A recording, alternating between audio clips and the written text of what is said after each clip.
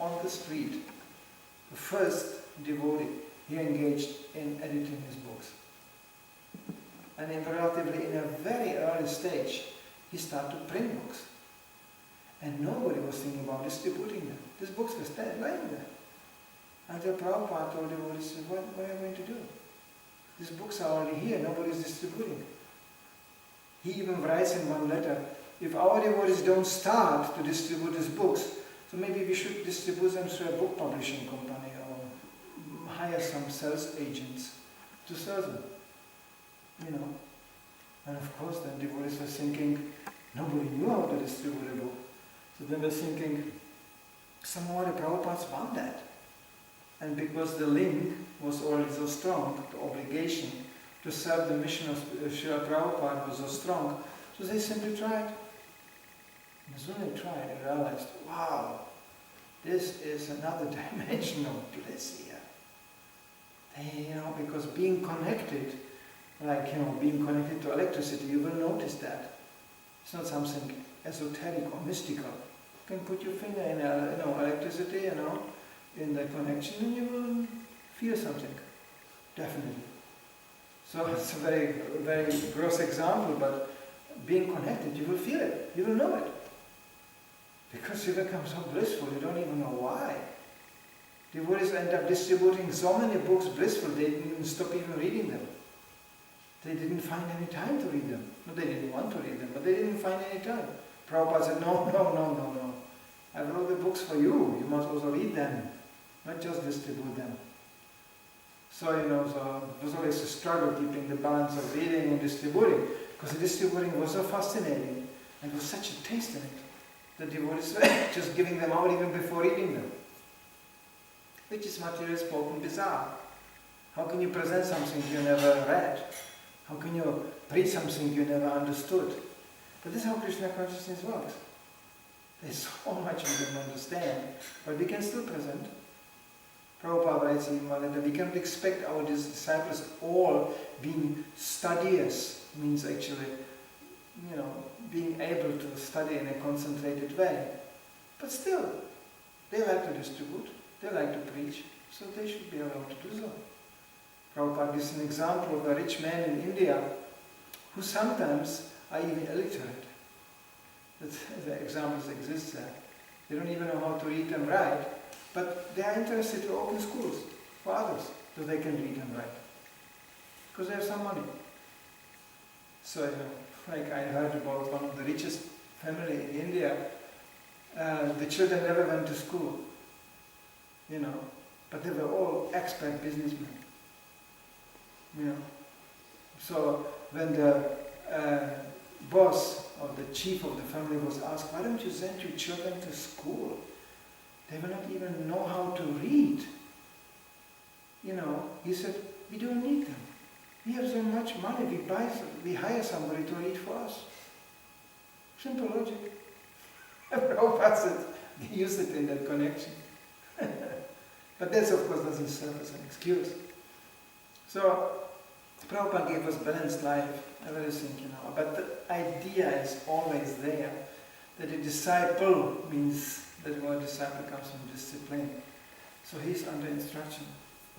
And the more one cuts down on one's own free will, so-called free will, and more dedicates one life to the mission of the spiritual master, the more actually one becomes to charge with spiritual energy.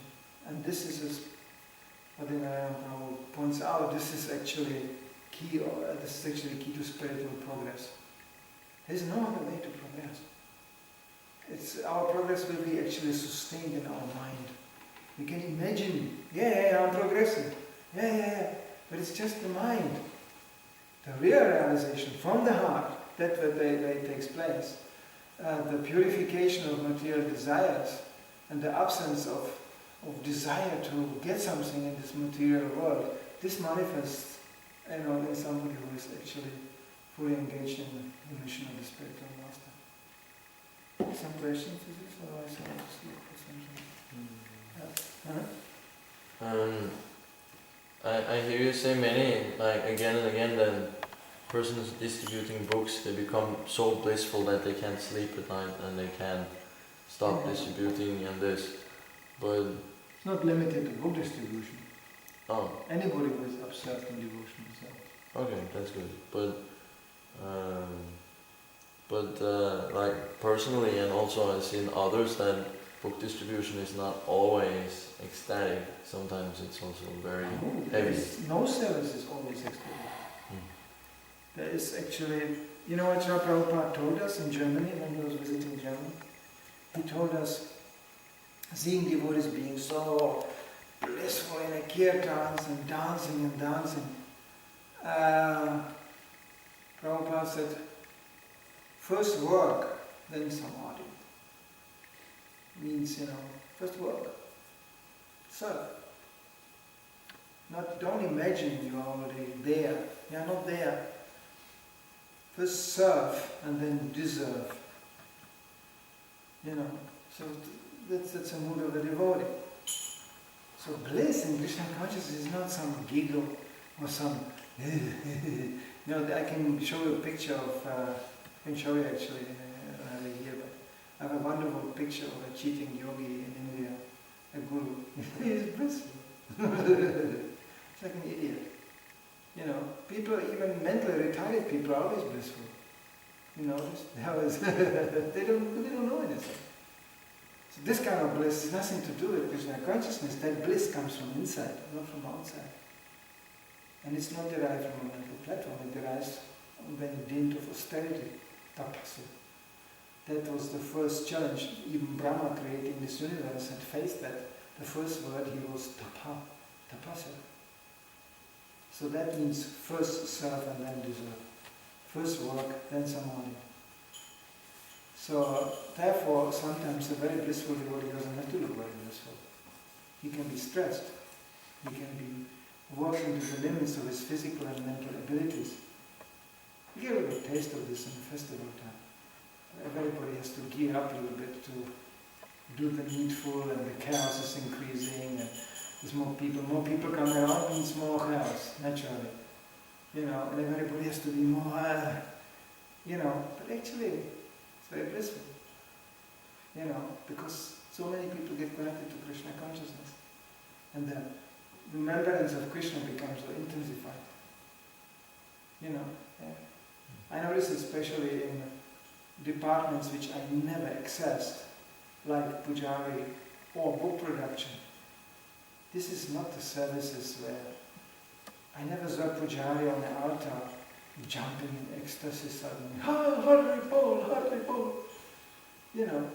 Sometimes they are so finished while standing there because it's to keep really the routines and to keep this, rather I saw Pujaris fainting or something. That's what I saw, yeah. But this is still, can be totally ecstatic.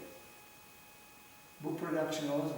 When you go in a place where devotees are editing and translating Prabhupada's books, it's completely silent. Everybody is totally just focused. It's like editing books, it's like spelling work, you cannot read like normal people read. You have to search mistakes word by word. Oh, there's a point missing. Oh, there is this sign missing. Oh, there's a letter missing here. It's completely different reading. So it's not like expressed by some noise, And then we see sometimes people in India also, they just grab dangas and they beat and Hari Bol, big jumping, Hari Bol.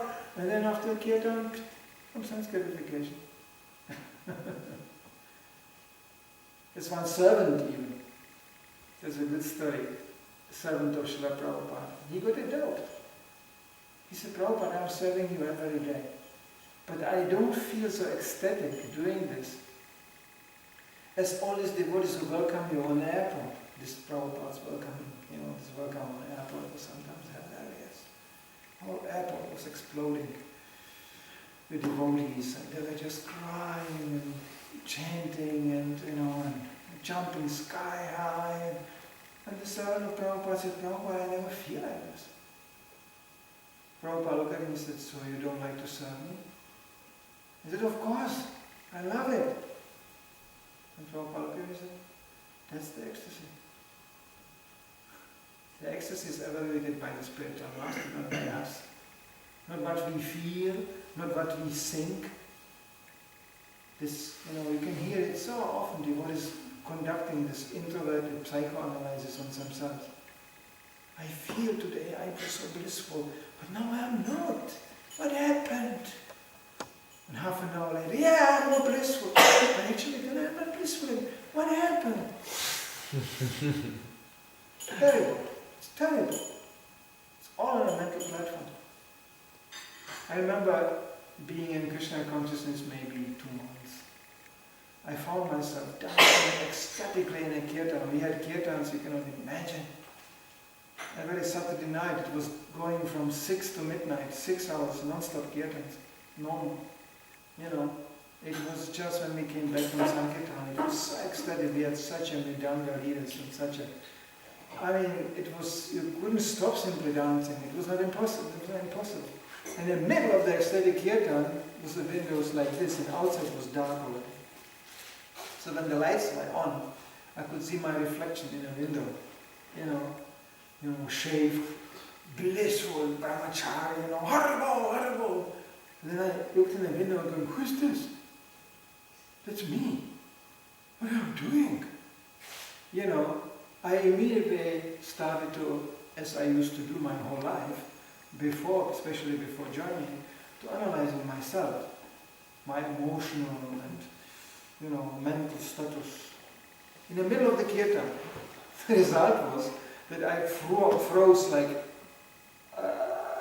made from wax, and immediately somebody stepped on my toes because I was in the middle of the dancing, and I became like an obstacle for the others.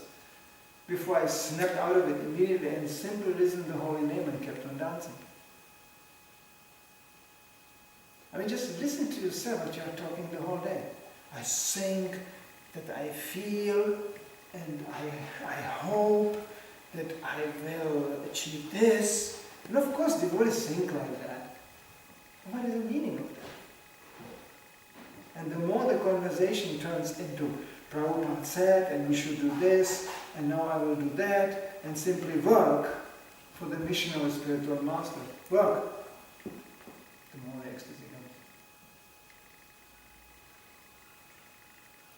Please don't step into the trap of academic, self, analyzing. I heard it. I know it. No, we heard it, but that doesn't mean we know it. So this is a habit. For millions of lifetimes we did this. Always checking. It's like driving a car and always looking in a back mirror. You know what happens. Very easily you can have a car accident. Women do that. They drive in the middle of the city traffic and they put makeup on. In the middle of the traffic. Means you are not thinking where I'm going. You are observing yourself. And as soon as you do that in Krishna consciousness, no bliss, no ecstasy. Because what you find is just this ocean of self-pity and, I am the most fallen, I am the most, and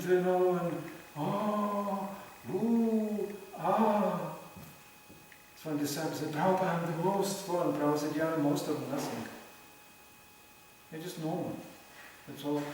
Or you should be the most of something. Why? You're just a normal devotee. Just serve. Just imagine, again, it's an example. The master calls the servant, and the servant comes in the door and goes, Master, I am so fallen. He goes, well, could you bring me some glass of water? I would like to, but I am so fallen. I cannot. I feel the weakness in my body. The flesh is weak. Oh no. What kind of servant is this? How long you keep a servant like this around? So this is kind of habituation we have from always thinking about ourselves. Always. Me. My. Me. My. Therefore preaching is so nice because you cannot preach like this, really. When you preach to the people, I am me, and my progress. people sing, that's your problem, what has to do with me? You have to sing about them. And you have to give Krishna consciousness them. And for you, who cares? It's your problem, keep it. This is the mood Prabhupada was training us. And devotees were so fascinated by Prabhupada's purity, and by his example, they did the same thing he did. They went to strange countries, a completely unprepared preaching field, starting from nothing. I mean, we wake up here every morning and we know there's going to be devotees, there's going to be prasadam, there's going to be a temple, there's going to be deities. It's all just here. But the first generation of devotees, they woke up in the morning and there was nothing. Nothing. There was not even devotees. Devotees wrote desperate letters to Prabhupada. Prabhupada, we are in Japan. There's no devotees here. We have no association of devotees. And Prabhupada wrote back, then make some. Then you will have association with devotees. And they did.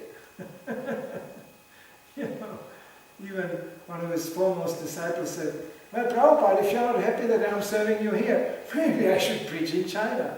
That was like the most bizarre example he could think about.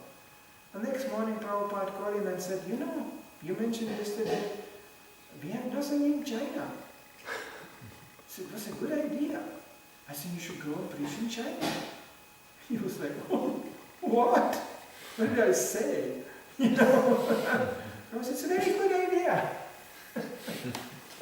So he went to China. I saw recordings of Chinese dancing in kirtan. You know what that is? In Chinese language, there's not even a word for God. It doesn't exist. Materially spoken, China used to be a very advanced country, but not very spiritually advanced. They don't have even, it's just about dragons and ghosts and some kind of demigods, and that's it. No personal concept of God. Whatsoever. So we preach in a country like this. On top of that, in a communistic country, which, you'll be prosecuted and maybe even put in jail or killed. And he did it. I saw recording Chinese people dancing. I saw Chinese devotees in Mayapur in India. I met them. They are very ferocious. Because Chinese people are so disciplined. They are like ants. Now we march all back home, back together, and they line up. Yes. So only from China you see these images of workers in the morning standing in these huge factory halls, lined up like in a military, exactly on lines, and they do exercises, and prepare for the day work. All at once, same uniform. They have even lines on the floor. I saw photos like this. And then they all go to the machines, and everybody is a machine. Well, something of this can be applied in Krishna consciousness. The funny thing is, when you do this, you become blissful. These people, they are maybe inspired by being, in the team, being in a crowd. Shudras like that. Shudras like to be like, we, the Shudras, we work here. Why? We don't know. For whom? We don't know. But we work together, and we work hard. This Shudra. How was the day? Oh, of course. We digged a big hole in the earth. Why did you do that? Oh, why are you asking such a stupid question? Tomorrow we will dig another one. Even bigger one. Sounds like this is typical Shudra, and you hear it. I'm coming from a communistic country, so I know about what these planes were about.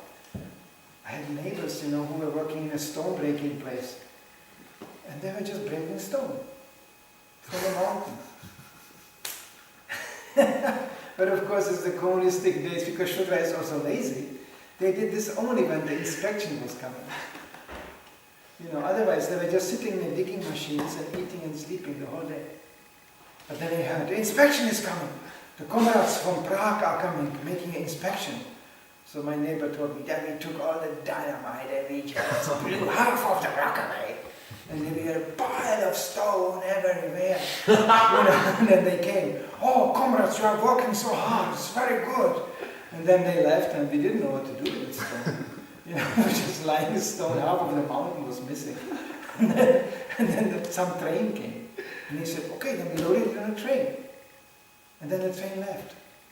When the communism was finished, they found whole trains with stuff standing around. Nobody knew where it came from and what it was for. Because it was so disorganized. So this is Shuddha. Because why? Because there's no leadership. So that was a relevant question asked during Prabhupada's days. What happens when Prabhupada leaves? He will end up also with trains standing around. Nobody knows actually who did it, why did he do that, like that. Therefore, the memory of Srila Prabhupada's mission and the meditation about that mission is the only thing which keeps us together. Outside of that, we are just speculating individuals who will produce maybe even some train and some stone and just drive somewhere with it, and it will just stand there in the middle of the countryside. We said, oh yeah, we did so much for Krishna, but if it's not a coordinated effort, then we cannot do very much. If you study Srila Prabhupada's letters, even at the early days in America, he always strived to work within the mission. He was trained to work with Gaudiya Math mission in his movement.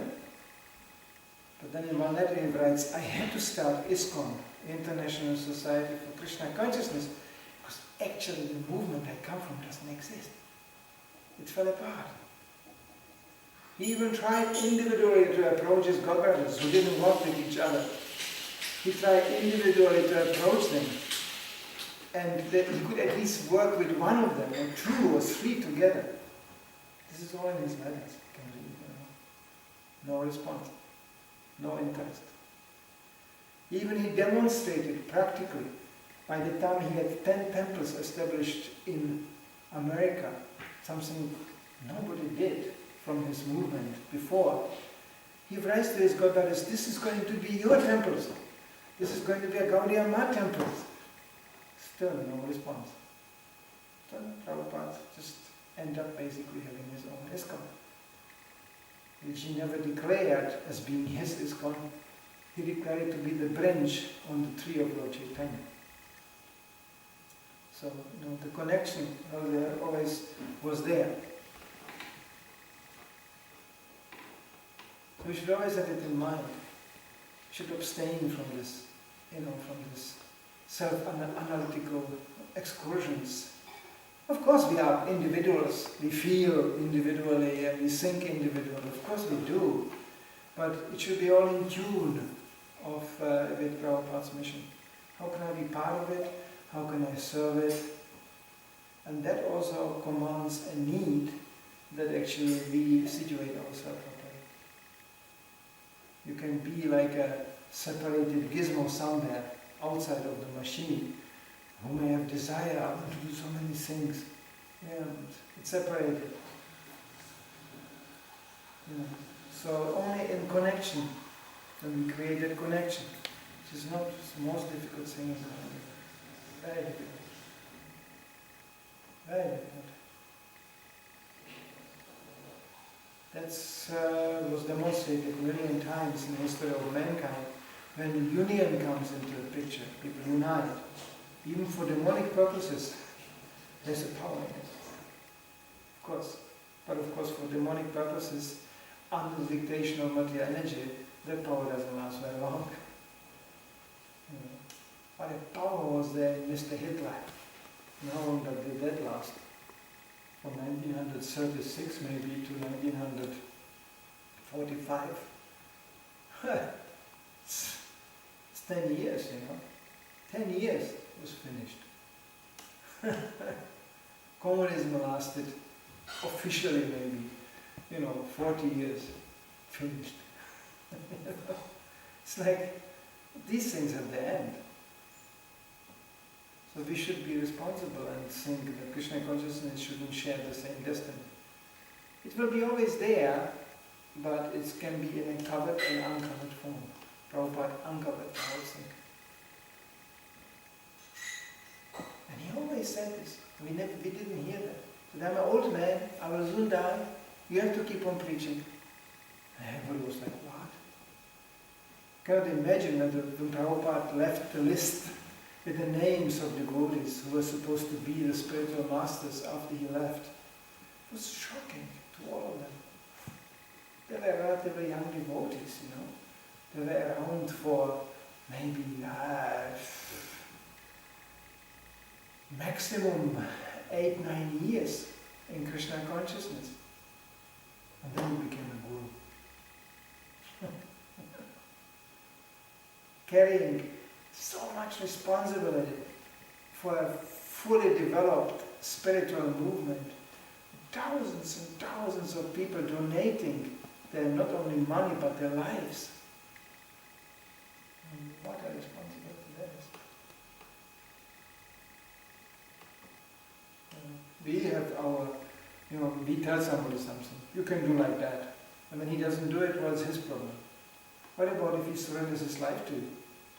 What about if you wake up tomorrow morning and there's somebody coming to you and say, I am now your disciple, I will do unconditionally whatever you say. Just imagine yourself in that position. It's not anymore about, hey, I think like this and check it out and far out. It's about whatever you say he will do. And if you give the wrong instruction, you will go to hell. Not maybe even him. It's such a responsibility. So Prabhupada took this responsibility upon himself. So one should not disappoint him. There's a kind of responsibility. That link has to be constantly preached and cultivated.